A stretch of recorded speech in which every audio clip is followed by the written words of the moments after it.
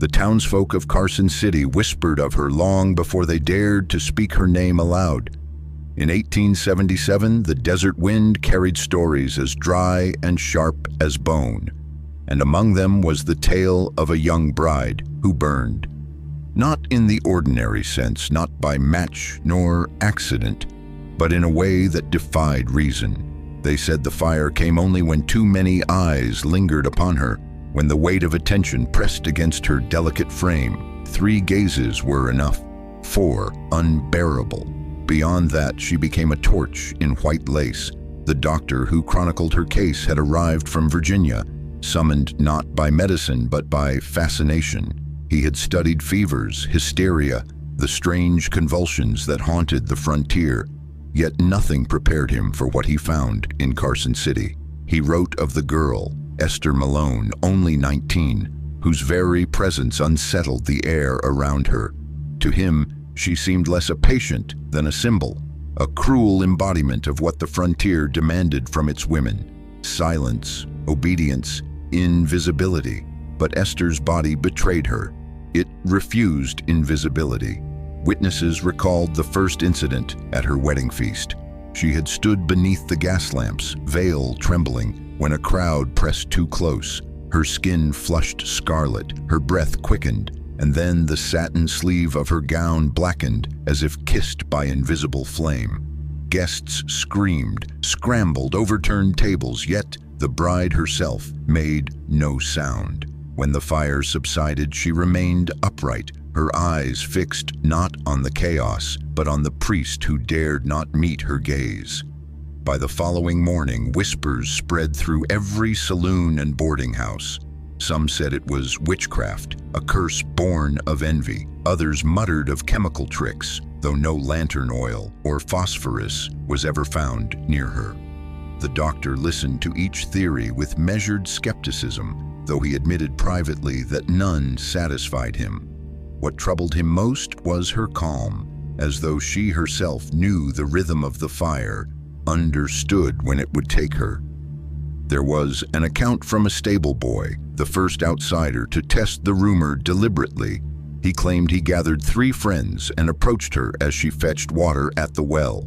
They stood in a loose circle, feigning casual curiosity, until her skirts trembled with a sudden heat that forced them to retreat. The boy swore he saw embers curling from her hem, glowing without consuming the cloth. "She didn't scream," he insisted, voice breaking. "She looked at me like I was the one burning." The doctor noted these testimonies in precise script, yet each line carried the unease of something more than illness. He observed the strange hush that followed her wherever she walked, as if the town itself held its breath. Even in the open air, she seemed confined, imprisoned not by walls but by the human gaze. And as he considered this, he wondered whether the real affliction belonged to her, or to those who could not resist watching. Night after night, lanterns flared in windows whenever she passed. Curiosity gnawed at restraint. The people could not look away, though every glance risked disaster, and it was in that fevered atmosphere where fascination clashed with fear that the first true tragedy would unfold. It happened one late afternoon outside the church, when the bell tower cast a long shadow over the square. Esther had been persuaded to attend a small service, though only a handful of neighbors dared join her. The preacher, trembling at his own courage, assured them that no harm could come within God's house. Yet as the doors opened, the crowd doubled, then tripled, drawn less by faith than by the lure of spectacle. The hush broke into murmurs, murmurs into stares, and stares into the tightening circle of fate. The doctor was present, noting every flicker of her expression. He saw how her lips pressed together, how her hands gripped her shawl with deliberate restraint. It was not fear in her eyes, but resignation, as though she expected this moment and chose not to resist it. Then the air shimmered. The shawl smoldered. Within breaths, a living fire curled around her shoulders, the congregation recoiling as one. The preacher collapsed to his knees, shouting verses, while two men dragged barrels of water toward her. But Esther did not scream. She stood still, flames winding over her figure like a crown. The fire passed swiftly, leaving no ash upon the stones, no scar upon her skin. Only the scent of burnt linen lingered. Yet the true devastation was not hers. It was the woman who fainted in the front row, struck down by the panic of the crowd. By the time calm returned, she was gone. Esther lowered her eyes as though her silence admitted guilt, and the town itself recoiled from her in horror. Rumors hardened into certainty. Some called her a harbinger of judgment, others a trickster mocking their faith. Mothers pulled children from the street when she approached, and even the sheriff muttered that perhaps exile was kinder than waiting for worse to come. The doctor wrote with a heavy hand that evening, confessing he had no explanation. If it were combustion, why was there no mark? If imagination, why did so many testify to the same heat? He wondered if perhaps they were watching not a woman but a reflection of themselves. Their fear made flesh. At times he found his own pen drifting toward questions he should not ask. Was the fire hers at all, or did it belong to the eyes that summoned it? Could attention itself wound, burning not from within, but from without? In the silence of his rented room, he admitted that the mystery unsettled him more deeply than he had ever confessed to science. I wonder, even as I speak these words, where you are listening from. Alone, perhaps, in a dim corner, or on a restless journey through your own quiet hours. If her story follows you, leave me a sign, some mark that you too are here, hearing what others once tried to deny. For the townspeople of Carson City, denial soon became impossible. That night, the saloon emptied at the sound of her name, as though to speak it aloud would call down fire. And the next morning, a committee was formed in secret, men and women alike, who swore to end the terror by whatever means necessary. They met in the cellar of a half-built courthouse, where the walls still bled with plaster and the smell of lime clung to the air. The group numbered 7, merchants, a miner, the sheriff himself, and 2 women whose families had suffered most in the recent panic. They whispered of Esther not as a girl, but as a blight, a force that must be removed for the town's survival. Some urged banishment, others spoke of darker solutions, but all agreed that inaction would consume them. The doctor was not invited, though he learned of the gathering from a clerk who pitied him. He wandered the streets that day, watching how even the children avoided the Malone homestead. It struck him as a form of collective possession, the whole town bound together not by faith or law, but by fear of one woman. He tried to reason with the sheriff, suggesting she was ill, that her condition demanded study, not punishment. The sheriff spat tobacco and replied, "Study her all you like, but don't stand between a fire and the man holding water." The irony came soon after. That very week, a second tragedy revealed itself.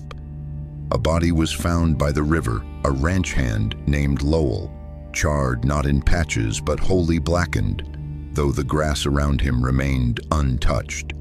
The sheriff declared it an accident, a whiskey-drenched fool who fell into his own fire, yet the townsfolk knew no campfire burned there, no lamp had been lit. Whispers rose again. Esther had passed near the river that evening. She was summoned to the courthouse, escorted by 2 deputies who kept their hands tight on their pistols. She entered without resistance, pale but poised, as though she anticipated the accusations. When they told her of Lowell, she only lowered her gaze and said softly, "I did not wish it." The words rattled the chamber more than any denial could have. Not wish it, not deny it. The room filled with unease, for it sounded less like an alibi and more like a confession of inevitability. The doctor pressed her for details, speaking with a gentleness others mistook for sympathy. He asked what she felt when eyes were upon her, what thought seized her as the fire began. She replied with a single phrase, as though I am no longer mine.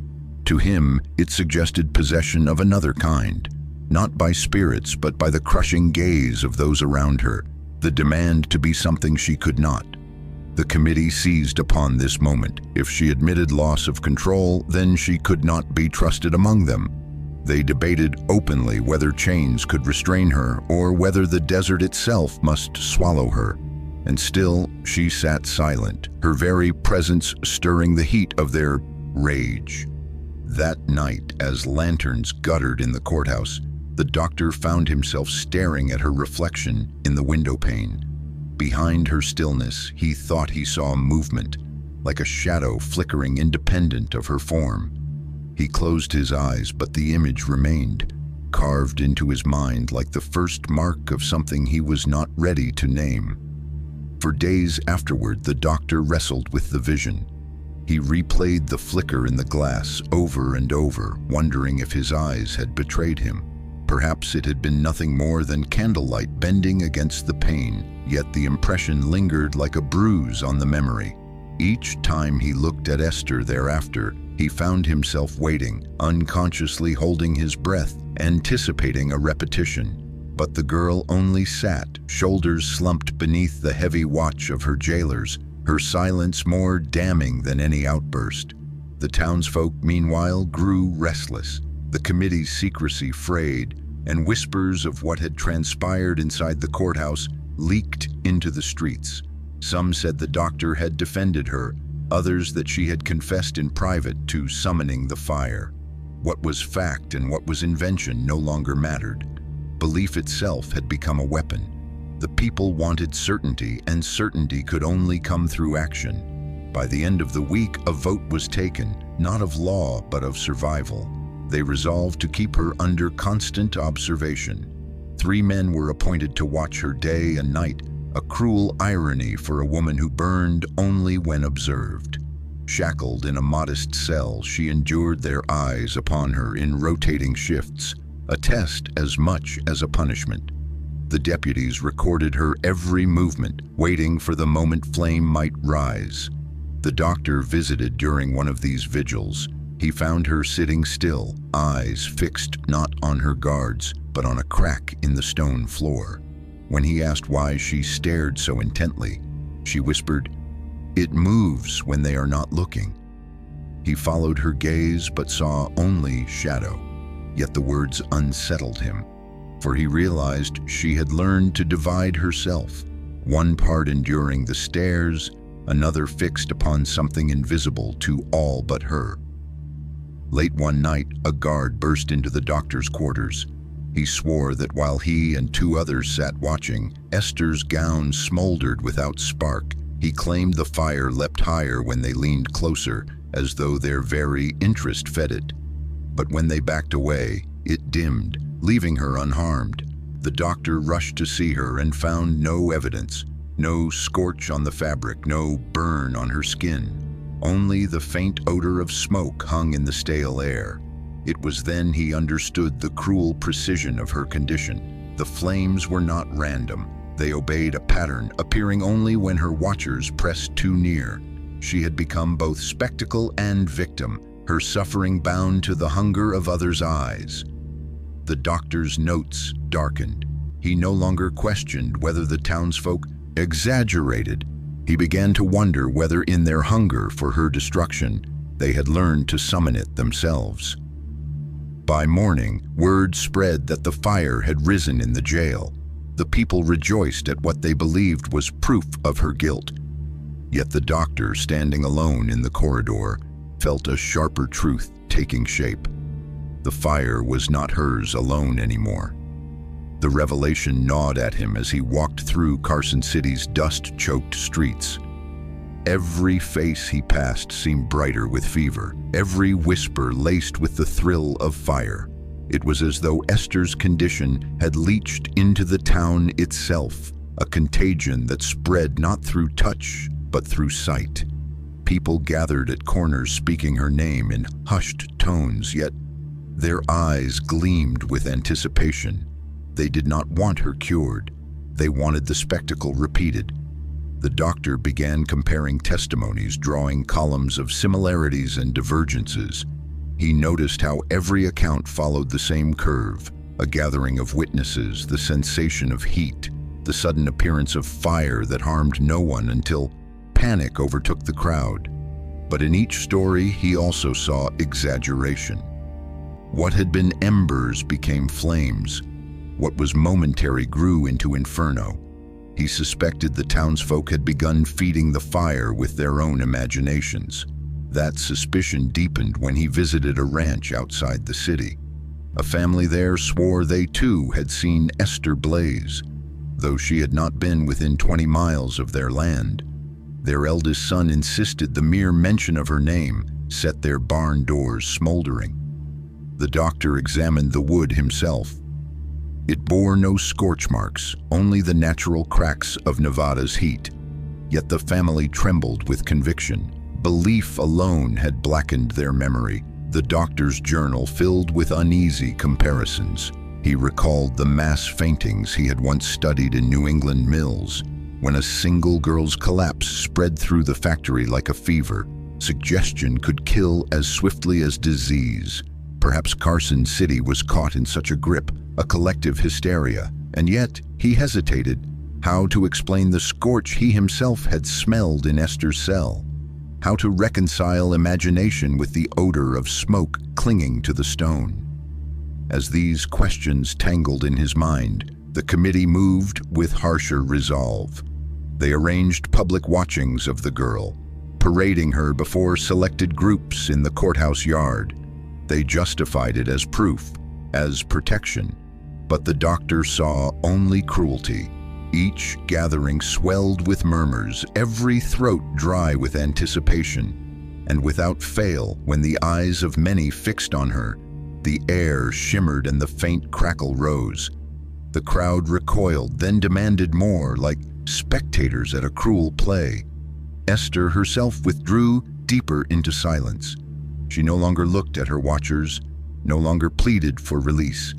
Her gaze sought corners, cracks, any place untouched by sight. The doctor noticed the toll etched into her skin, the faint trembling of her hands when she thought herself unseen. He began to fear the girl might not survive, not from flames, but from the relentless gaze of a town that refused to let her exist in peace. One night, unable to sleep, the doctor reread his notes by lamplight. For the first time, he wondered if Esther had ever been the true source of the fire. Perhaps the blaze was a mirror, reflecting the hunger of those who watched.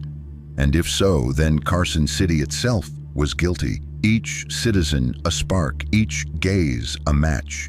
The doctor carried this thought like a secret weight, unable to share it with those who thirsted for certainty. The committee would not have listened. The sheriff would have laughed in his face, and the townsfolk, hungry for blame, wanted only the simplest story. The cursed bride burned, and the rest must be saved from her. Yet what he saw in their eyes was far more dangerous than Esther's quiet figure. They were beginning to enjoy it. He tested this suspicion in his own quiet way. Visiting the saloon, he asked men who had claimed to witness the flames whether they noticed the same scent he had. They shook their heads, some insisting the fire was hotter, brighter, louder than he described. The details changed with every retelling, but always in one direction, toward grandeur, toward terror, toward spectacle.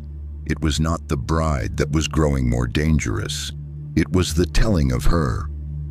When next he visited Esther, he found her strangely awake, eyes gleaming in the lamplight, though her body seemed frail. "They make me," she said suddenly, the first words she had offered him in days. He asked what she meant, and her reply chilled him. "When they speak of it, when they expect it, it comes. I feel it before they do." The doctor could not deny the logic. The fire no longer seemed like a curse placed upon her, but a contract sealed by the town's obsession. Their attention summoned it, their belief fed it. But then Esther leaned closer, her voice so low he barely caught it. "And sometimes I wonder if I have learned to feed on them too. It was the first moment he feared her, not because of her condition, but because she might have begun to understand its power. Days later, he noticed a strange shift. The committee no longer spoke only of banishment. They asked him quiet questions about how the fire began, about whether she could be provoked deliberately. One man suggested she might be used, not destroyed, if her curse could be directed. The doctor recoiled at the thought, but he saw ambition gleaming behind their eyes. They had begun to dream of owning the very fear they claimed to despise. The doctor wrote urgently in his notes, "It is not only cruelty, it is calculation. They are testing her as men test a weapon." He could not tell whether Esther knew this, yet her silences deepened, and sometimes her lips curled into a smile so faint it vanished before it could be certain. It left him unsettled, for it meant she too had begun to play a game. Was she victim, or did she at last see herself as more than that? One night, during a storm that rattled the shutters, the sheriff came to the doctor's quarters, drunk and heavy with words. He asked if fire could be called upon command, if Esther could be made to blaze before chosen men. The doctor refused to answer, but the sheriff leaned close, whispering, "We'll find out with or without you. Better you tell us first." The doctor lay awake until dawn, realizing the nightmare had shifted. No longer was the town afraid of Esther. Now it was beginning to desire her power. The doctor realized this shift marked a boundary far more dangerous than fear. Fear still contained humility, a recognition of limits. Desire, however, invited possession, and possession of fire meant ambition unchecked. He saw it in the way the committee's meetings grew longer, their voices lower, their eyes fixed not on safety but on possibility. A woman who burned under the weight of many stares was no longer just a menace to contain. She was a spectacle to harness, perhaps even a weapon to direct. He began searching for answers outside the courthouse. In the abandoned outskirts of Carson City, he followed stories of where Esther had wandered as a child. Old miners spoke of caves where she once hid, saying she had always sought darkness, places untouched by eyes. Driven by unease, the doctor found one such place at the edge of the desert, a half-collapsed shack near the foothills. Inside, among the rubble, he discovered scraps of cloth marked with strange, charred patterns, as though fire had once curled across them without consuming their edges. There were also crude drawings scratched into the wooden walls, circles with eyes around them, dozens of eyes staring inward toward a single figure at the center engulfed in flame. He copied the marks into his journal, unsettled by what they implied. These were not idle doodles. They were records, perhaps even attempts at understanding. The girl had known the connection between fire and sight long before the town discovered it. But what chilled him most was the progression of those drawings. At first, a small figure consumed in flame. Later, larger figures burned around her, while she stood untouched at the center. And at the very bottom of one wall, in lines deeper than the rest, there was an image of the whole town ablaze, while her figure rose above it, radiant and unharmed. He returned to Carson City shaken, unsure if Esther had drawn these herself, or if some hand compelled her. If it was her own, then she had long understood her role not only as victim, but as the axis of something larger. If it was not, then the darkness surrounding her was far older than she was. When he next visited her in confinement, he spoke cautiously of the drawings. She did not deny them. Instead, she asked, "Did you see the last one?" He nodded. She looked down at her hands, her fingers twitching as if recalling an old tremor. "That is the one they will bring to life," she whispered. The doctor wanted to dismiss it as resignation, but her certainty unnerved him. It was not fear that filled her words. It was knowledge, cold and absolute. And as he walked away from her cell that night, He felt that Carson City was indeed drifting toward the image carved into those walls. A town set alight, not by accident, but by its own hunger. The hunger showed itself plainly in the days that followed. The committee no longer pretended to act for safety. They began inviting chosen townsfolk to observe Esther's vigils, framing them as a duty to witness. Each session became a quiet performance, where whispers swelled into gasps and gasps into cries whenever the faint shimmer rose around her figure.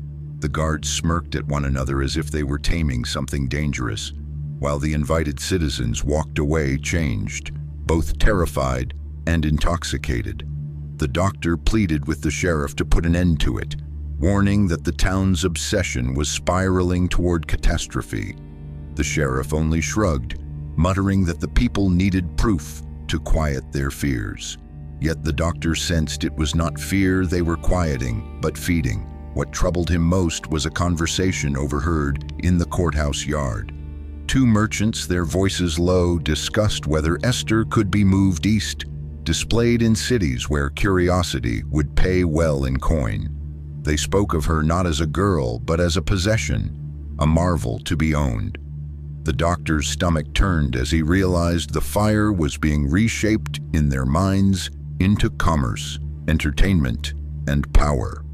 One evening, he confronted Esther directly. He told her what he had heard, asked if she understood what they were planning. She only tilted her head and replied, "They have already built their stage." He pressed her for meaning, but she would say no more. That night, he searched the committee's records, rifling through minutes and scribbled notes. Among them, he found a plan disguised as legal proceedings that described moving her under guard to Virginia City for exhibition and study. When he brought this evidence before the mayor, the man dismissed it as rumor. "We must think of the prosperity of our people," he said coolly. "If she is truly cursed, let the world bear witness and let Carson City reap the reward."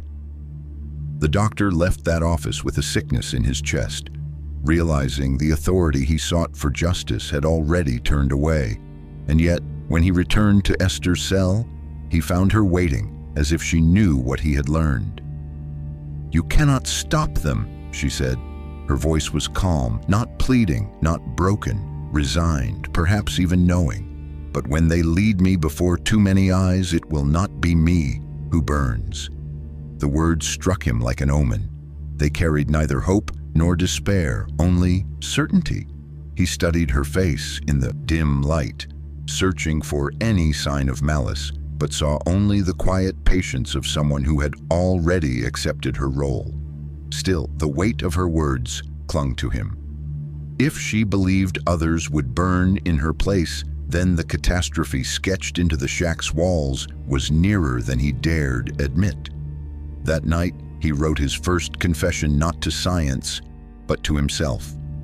They think they own the fire. They do not see it is already watching them.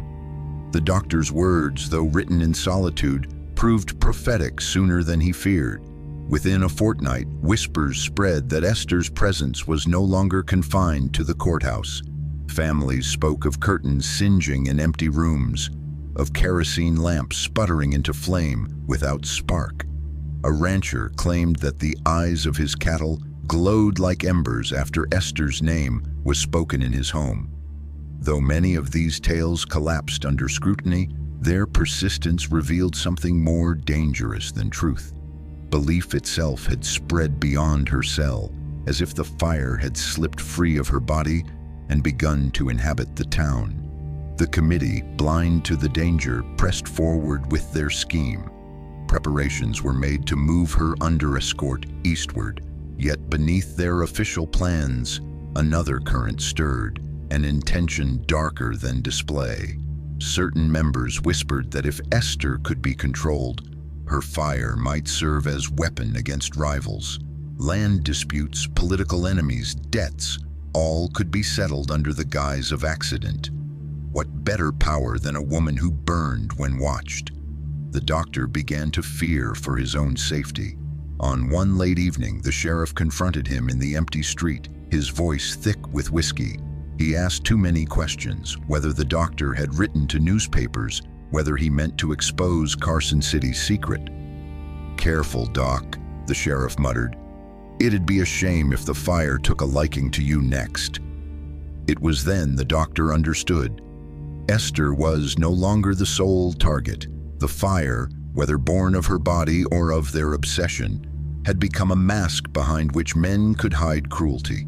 Anyone might be accused of provoking it. Anyone might be silenced beneath its heat. The proof came with startling cruelty. One of the deputies assigned to guard her was found dead in his quarters, his body untouched but his bedding scorched to ash. The town erupted with certainty. Esther had willed it from her cell, but the doctor knew she had been under constant watch that night, her figure still and silent. He suspected something far grimmer, that the fire had been summoned not by her, but by those who now wielded her name as threat. When he confronted Esther about the deputy's death, she only smiled faintly. "They learned quickly," she said. Her calm was unbearable, as though she were no longer victim but seer, watching inevitability unfold. For the first time, the doctor felt the grip of futility. Whether she was innocent or complicit no longer mattered. The fire had already chosen new hosts. That night he dreamt of the drawings in the shack, the one where the whole town burned while she rose above. He woke drenched in sweat, his heart hammering with the sense that the image was not prophecy but preparation. She had drawn not what might happen, but what would when hunger and fear converged into flame. And in the morning, news came that the committee had expanded its reach. Esther would not only be moved east, but her first display would take place in Carson City itself, before every man, woman, and child who dared to watch. The announcement moved through the town like a fever. Handbills were printed, nailed to saloon doors and church posts, summoning all to the courthouse square at dusk. The language was dressed in civility, for study, for understanding. But beneath the polite veneer was the thrill of spectacle. Families prepared as though for a holiday, speaking in hushed excitement about where they would stand, how close they might be, what they hoped to see. The doctor walked the streets that day with dread pressing against his ribs. He saw children playing at being Esther, one girl wrapping herself in a shawl while the others circled, pretending to ignite her with their stares. He heard men at the bar place wagers on whether the flames would leap higher than the church roof. Every sign confirmed what he already feared. The fire was no longer an affliction. It was entertainment, soon to be ritual. By afternoon, the square had transformed. A platform was built at its center, ringed by ropes to hold the swelling crowd. Deputies posted themselves at every corner, though their expressions betrayed less caution than anticipation. Esther was led out in irons, though she walked without resistance, her veil lowered over her face. The people gasped not in pity but in awe, as if beholding a saint prepared for sacrifice. The doctor stood apart, notebook hidden in his coat, his heart sickened by what he knew would unfold. He had studied many tragedies of the human spirit, plagues, fevers, panics, but never had he witnessed one so carefully engineered. This was not illness, it was ceremony. At the appointed hour, the sheriff raised his hand, and the murmurs fell to silence. He commanded the crowd to watch closely, for the truth would be revealed. And so they stared. Hundreds of eyes, each unblinking, converged upon a single, fragile form. At first, nothing. Only her shallow breaths, the faint tremor of her shoulders.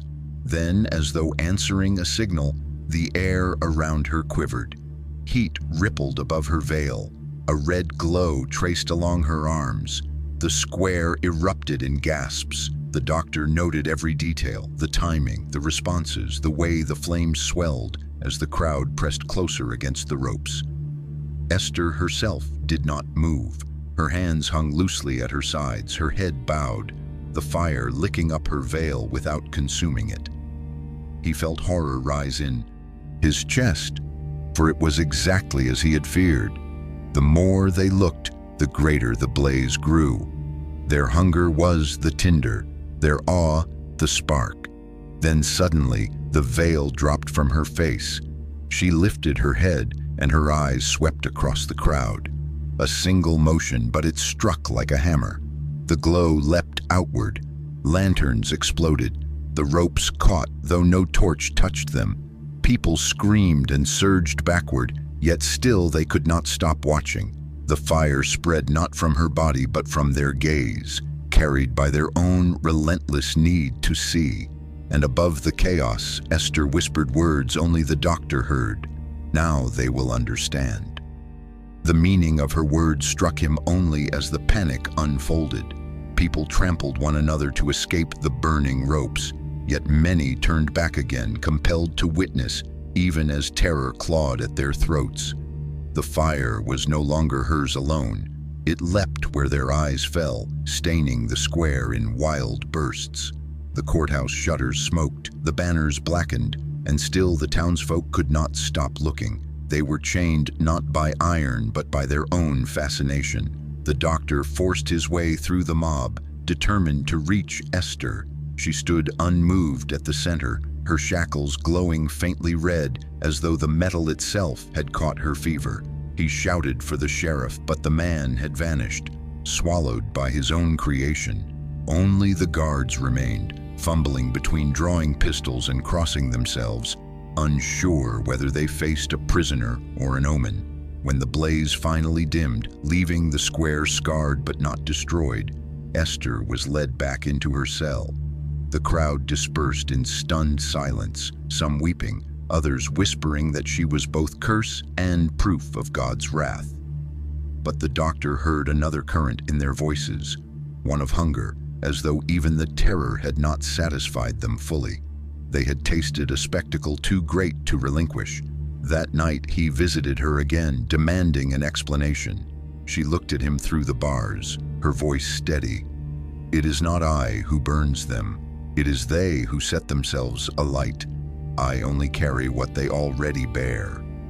The doctor trembled, realizing she was no longer simply a patient to be studied, but an interpreter of something larger, something that reflected the soul of the town itself. He considered fleeing Carson City, abandoning his notes and his duty, but unease gnawed at him. He sensed Esther's fire had fixed upon him now, as though by watching too closely he had become part of her story. That suspicion proved true days later, when a folded note appeared beneath his door. In uneven handwriting, it read, "You see more than the rest. Perhaps it will be you next." The threat was unsigned, but he recognized the sheriff's heavy scrawl. Fear coiled in his stomach. If the committee had grown desperate enough to silence him, then Esther's fire was no longer the only danger. Human ambition, greed, and cruelty had risen to match it. From then on, he lived in dread of every glance. When he entered the saloon, men fixed their eyes on him too long, waiting to see if smoke would curl from his coat. Women crossed themselves when he passed, whispering that his closeness to the bride had marked him. Even children stared as though they expected him to blaze. The fire had shifted from Esther to anyone the town chose, and one evening, as he sat by his window, he felt a heat prickle at the back of his neck. He turned sharply, but no lamp was lit, no flame near. Only a pair of eyes watched from the alley below. Eyes that did not turn away. The stare lingered longer than it should have, heavy as iron on his skin. The doctor rose, drew his coat close, and stepped into the street. But the figure melted into shadow before he reached the alley. He stood among the dust and silence, heart pounding, the faint heat still prickling his neck.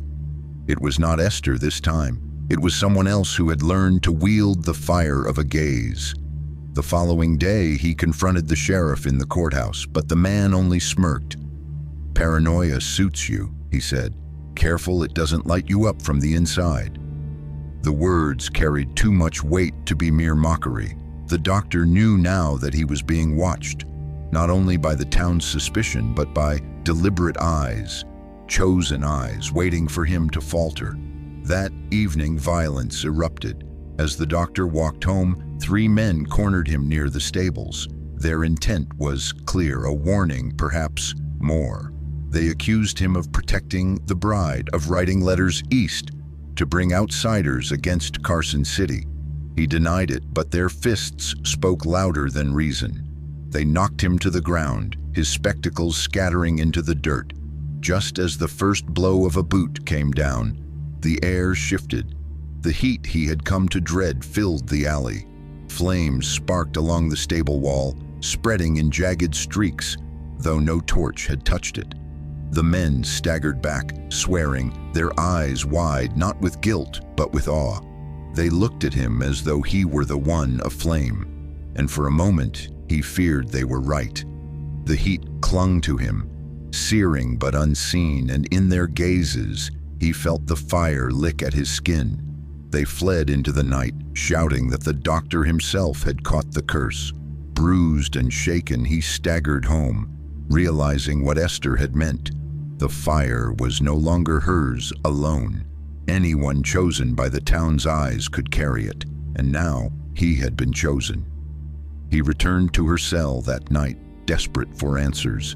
She studied his battered face without pity. "They are learning," she said simply. "They know how to pass it on." He asked if she could stop it, if she could take the fire back into herself. She shook her head. "It never belonged to me. I was only the beginning." Her words hollowed him.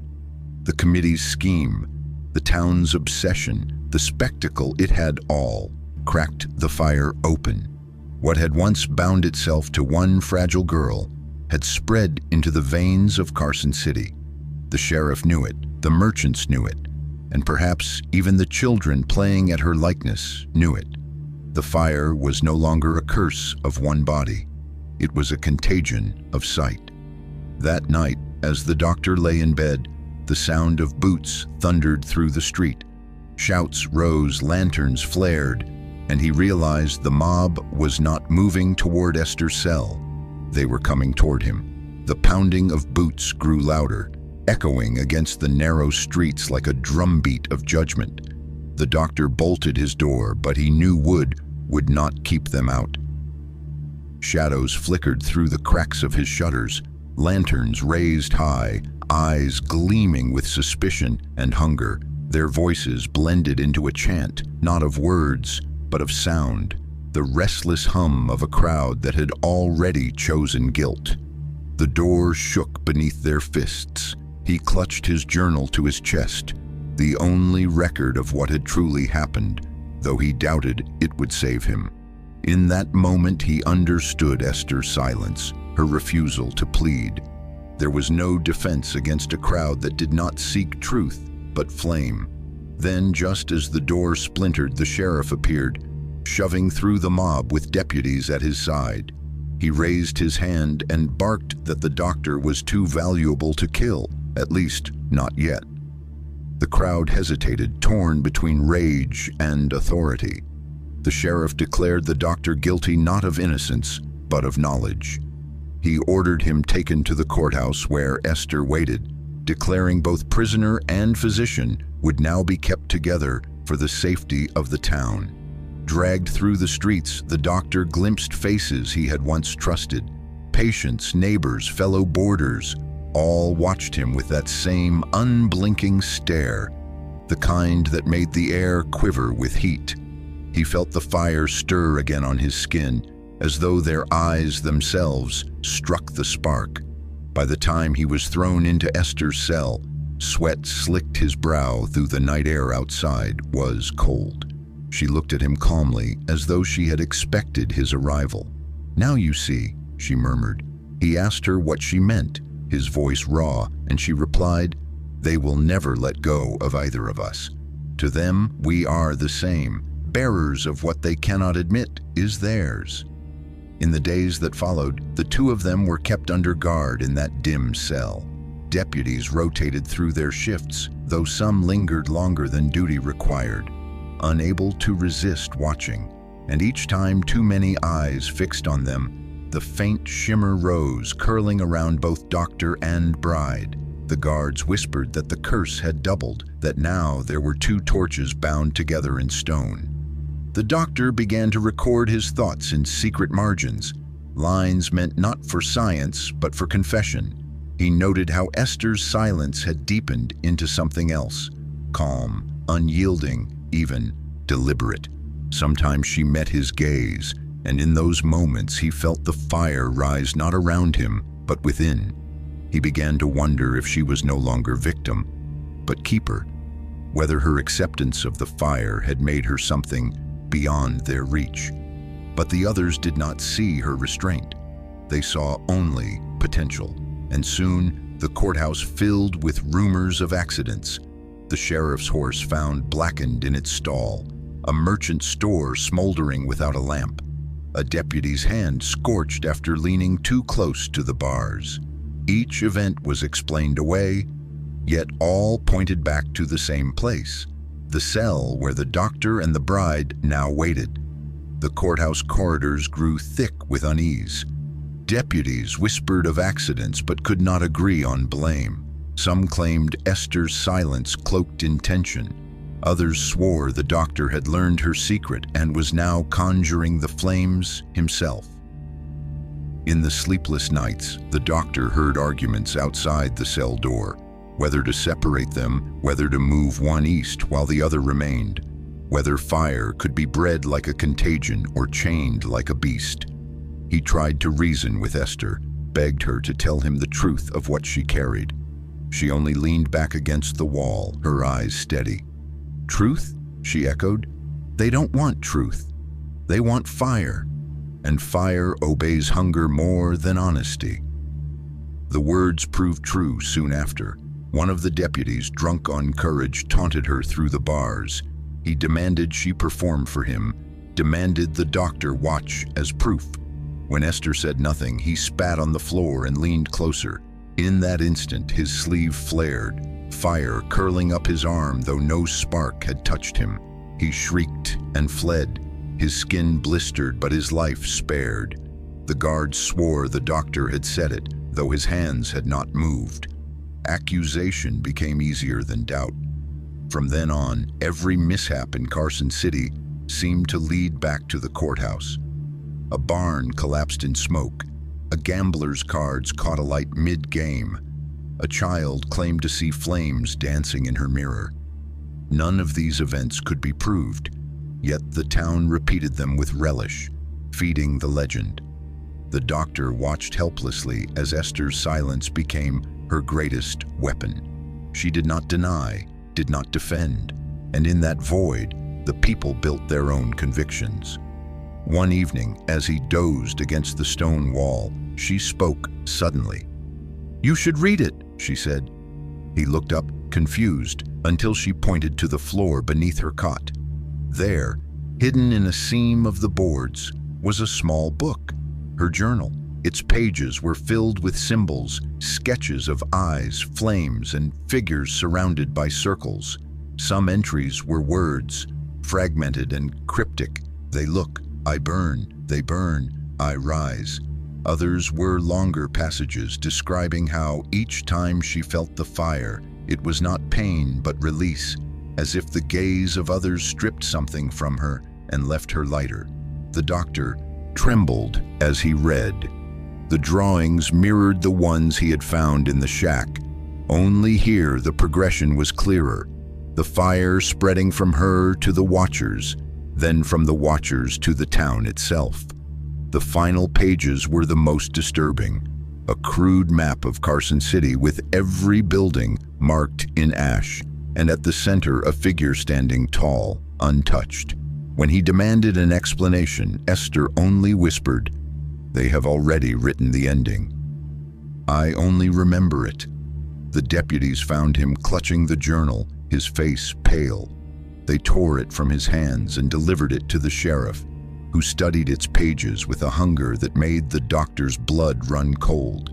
The sheriff declared it evidence, not of innocence, not of guilt, but of power waiting to be used.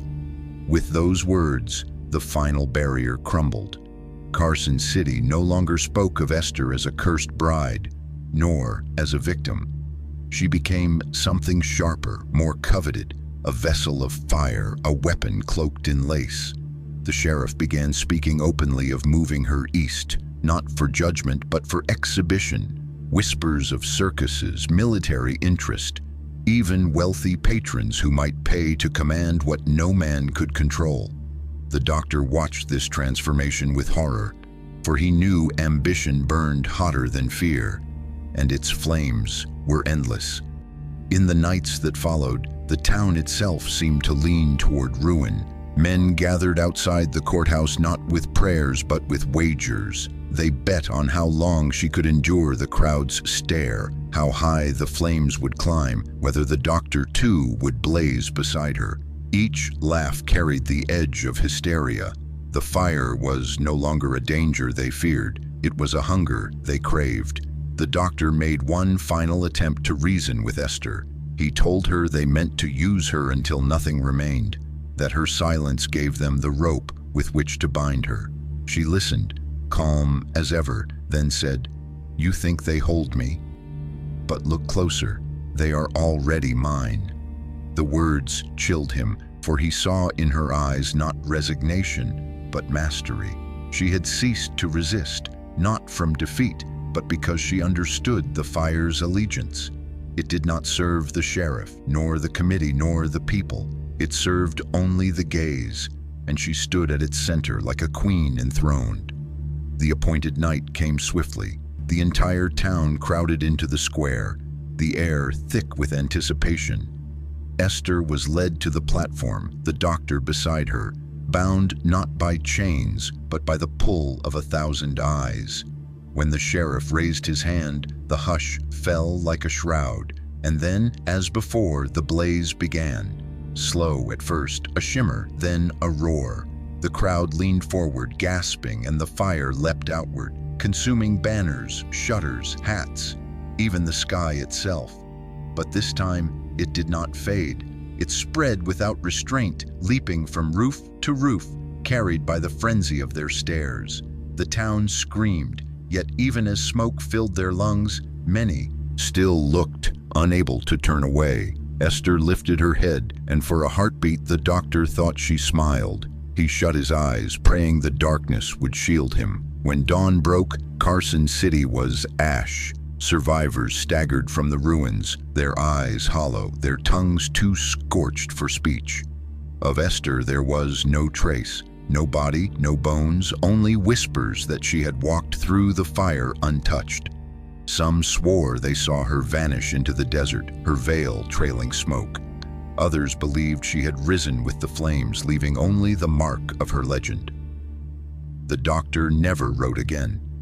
His journal, later found among the ruins, ended with one unfinished line. Perhaps the fire was never hers at all. Perhaps it was ours. And so the story lingered, passed from voice to voice, a tale too strange to forget. For long after Carson City was rebuilt, travelers claimed to glimpse a figure in white on the horizon. And wherever eyes gathered too many, the fear remained. Would she return, and would the fire return with her?